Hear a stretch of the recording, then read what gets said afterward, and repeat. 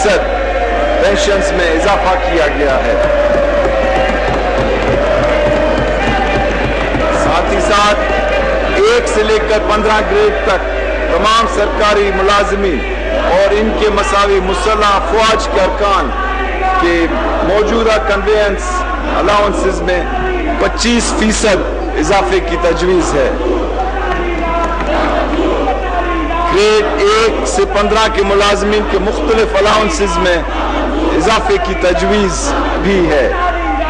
1 जुलाई 2009 तक दिए गए तमाम एडॉक रिलीफ अलाउंसेस को 2008 के बेसिक पे स्केल्स में जम करके नए पे स्केल मुतारफ करने की भी तजवीज़ है और ग्रेड 20 से 22 के वफाकी हुकूमत के मुलाजमीन को हासिल कंपल्सरी ट्रांसपोर्ट फैसिलिटी को मोनेटाइज करने की तजवीज़ भी है।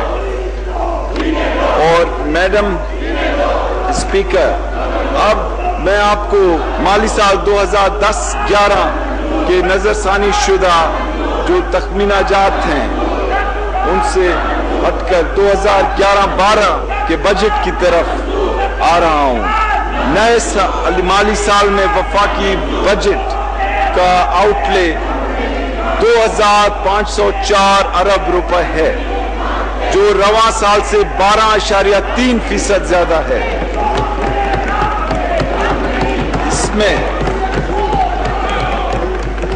7वें NFC अवार्ड के तहत सूबों को ज्यादा महासिल की मुंतकली के बायस उनसे 125 अरब रुपए का फिस्कल सरप्लस मुतवक्के है। इस तरह मजमूई मालियाती खिसारा 850 अरब रुपए होगा, जो GDP का 4% होगा। हमारे जो टैक्स और नॉन टैक्स रिसीट्स हैं वो 2732 अरब रुपए होंगे और FPR की तरफ से जो कलेक्शंस है वो 1952 अरब रुपए हैं, जो कि GDP का 9.3% होगा।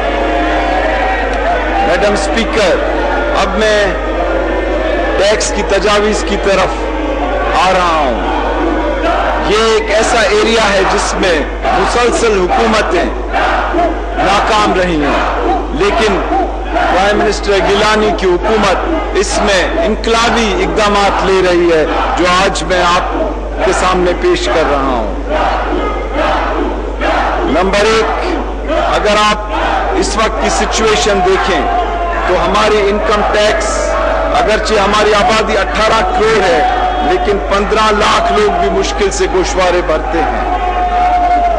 अब जबकि पाकिस्तान के अंदर बहुत गरीब लोग हैं, लेकिन साथ ही साथ बहुत उमरा भी हैं, लेकिन उन्होंने टैक्स देने से माजी में गुरेज किया। इस बार आपकी हुकूमत ने इक़दाम लिए हैं कि इनके गिर्द घेरा तंग किया जाए और 23 लाख अफराद की निशानदही की है और इसमें पहले मरहले में 7 लाख अफराद को मुंतखब किया गया है और 71,000 लोगों को नोटिस जारी किए जा चुके हैं और आइंदा 3 माह में तमाम 7 लाख लोगों को नोटिस दिए जाएंगे और जो पहले 10,000 लोग हैं उनसे हमें 3 अरब रुपए की टैक्स वसूली मुमकिन है। मैडम स्पीकर, एक तरफ हुकूमत मुल्क में टैक्स बेस को बढ़ाने का अज़्म रखे हुए है और साथ ही साथ लोगों की निगाहें हम पर हैं और मैं समझता हूं कि ये पार्लियामेंट भी इस मामले में क़यादत का इजहार करे और एक टैक्स कल्चर पर इस मुल्क को गामजन करे। मैडम स्पीकर, 7वें NFC अवार्ड के बाद टैक्स मोबिलाइजेशन प्रोविंशियल गवर्नमेंट्स की भी जिम्मेदारी है और सूबाई हुकूमतों को इस मामले में वसीतर किरदार अदा करना होगा। मैडम स्पीकर, अब मैं चंद और मेजर्स की तरफ आ रहा हूं जो इस बार टैक्स के निज़ाम में लिए गए हैं। सबसे पहले हमने इस मुल्क के अंदर जो जनरल सेल्स टैक्स है उसमें 17% से 16% की कमी की है, जिससे मुल्क के करोड़ों लोगों को फायदा होगा।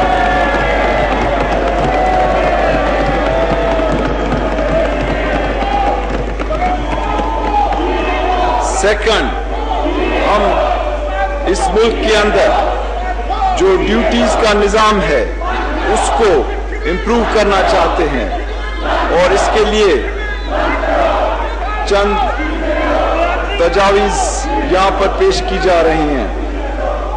मैडम स्पीकर, इस वक्त इस मुल्क के अंदर स्पेशल एक्साइज ड्यूटीज मुरव्वज हैं। आज मुझे यहां ऐलान करते हुए खुशी हो रही है कि तमाम स्पेशल एक्साइज ड्यूटीज को खत्म करने की तजवीज पेश की जा रही है।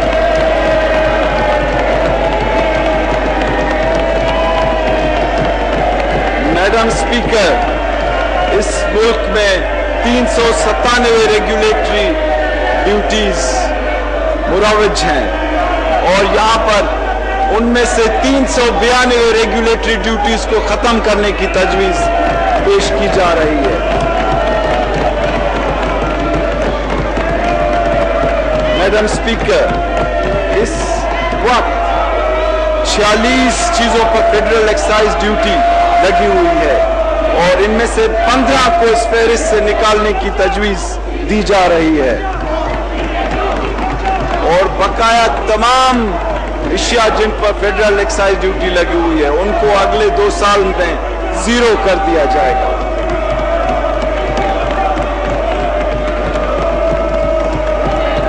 मैडम स्पीकर, इसके अलावा तजावीज हैं जिसमें इनकम टैक्स के अंदर जो लोग इस वक्त 3 लाख की हद तक मुस्तस्ना है, इस हद को बढ़ाकर 3.5 लाख किया जा रहा है, जिससे लाखों लोअर मिडिल इनकम के लोगों को फायदा होगा। मैडम स्पीकर, इस वक्त कैश चेक कराने पर 0.3% की एक ड्यूटी है, उसको गिराकर 0.2% किया जा रहा है।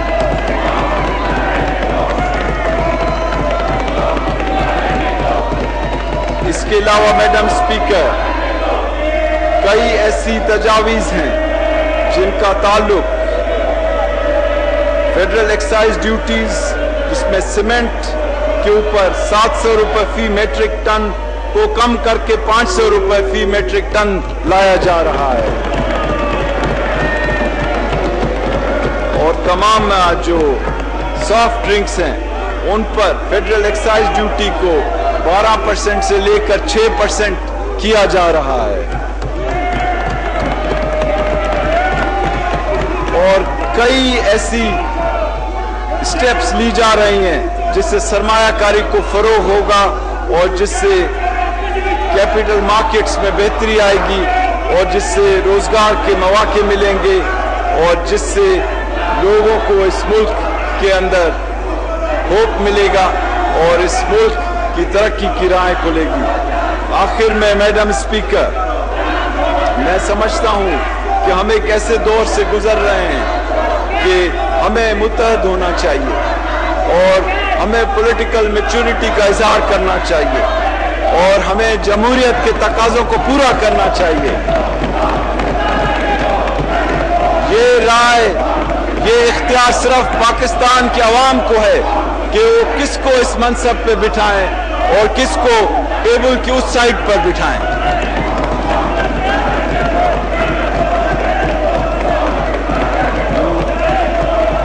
मैं अपनी तमाम इत्तेहादी पार्टीज का शुक्रगुजार हूं, जिसमें हमारे पाकिस्तान मुस्लिम लीग, कायदे आज़म, हमारी Muttahida Qaumi Movement, Awami National Party और of course Pakistan Peoples Party के वो दोस्त जिन्होंने हमारी रहनुमाई की, जिन्होंने हमारी मदद की और जिन्होंने हमें मशवरे दिए और खुसूसी तौर पर इस बजट में फाटा की एक अहमियत है और मैं उनके जो मुंतखब नुमाइंदे हैं उनका बहुत शुक्रगुजार हूँ।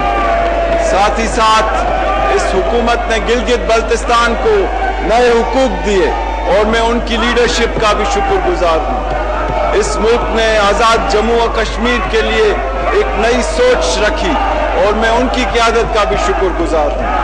और मैं अपने उन दोस्तों का, अपने उन स्टाफ का शुक्रगुजार हूँ जिन्होंने बजट बनाने में मेरी मदद की। मेरी minister of state Hina Rabbani Khar, मेरे सेक्रेटरी वकार मसूद खान, मेरे chairman Federal Board of Revenue Salman Siddique, हमारी स्टाफ इसमें असद अमीन, आमिना खान, मेरे deputy chairman Planning Commission Nadeem ul Haq, मेरे governor State Bank Shahid Kardar. अब आखिर में एक चीज कि ये मुल्क मैडम स्पीकर इसलिए बना था कि यहाँ मुसलमान आजाद हों, यहाँ जमहूरियत हो, यहाँ तरक्की हो। और आखिर में मैं एक शेर कहूंगा कि तुम दिए बाद मुखालिफ से न घबराए काम, ये तो चलती है तुझे ऊंचा उड़ाने के लिए। अस्सलाम वालेकुम, शुक्रिया मैडम स्पीकर।